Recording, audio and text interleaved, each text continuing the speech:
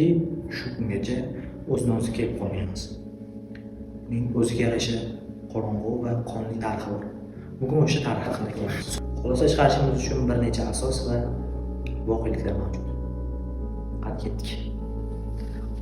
Leningrad blokadasi insoniyat tarixidagi eng fojiali sinovlardan biri. Bu voqeani faqat tarixiy fakt sifatida emas, balki insoniy fojia sifatida ko'rish kerak. Chunki bu yerda raqamlar emas, tirik odamlar, oilalar, bolalar, onalar, otalar taqdirlari yotadi. Blokada 872 kun davom etadi. Bu vaqt ichida Leningrad aholisi tashqaridan oziq-ovqat, issiqlik dori-darmon ololmay yashadi. Shahar muzlagan, sovuq, ochlikdan qiynalgan, ammo taslim bo'lmagan. Dahshatli tarafi, blokada kunlar o'tavergan sari jahannamga aylanib boravergan. Shahar aholisi ochlikdan go'yoki zombilarga aylanishgandi. Tirik qolish uchun kurash xuddi apokalipsisni eslatgan. Ular hatto bir-birini o'ldirib, go'shtlarni yeyishgacha borishgan. Yuqoridagilar esa dahshatli hodisani jim, beparvo kuzatishgan xolos.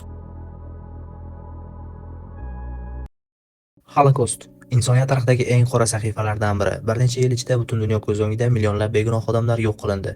Faqat yahudiy bo'lgani uchun, faqat boshqa millat, boshqa din vakil bo'lgani uchun inson deb atalgan mavjudotning o'zi nishonga aylandi.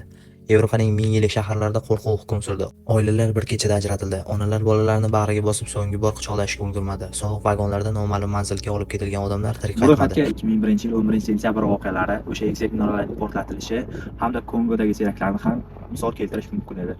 Shuningdek, yana bir to'xtalishimiz joiz bo'lgan bir mavzu bor.